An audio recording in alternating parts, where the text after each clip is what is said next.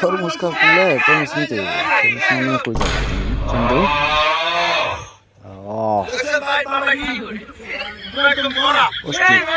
করা সাদা মিয়া ওই মিয়া এটা কি লাল লালের কি গো এটা নিমু না ভাই এটা নিমু না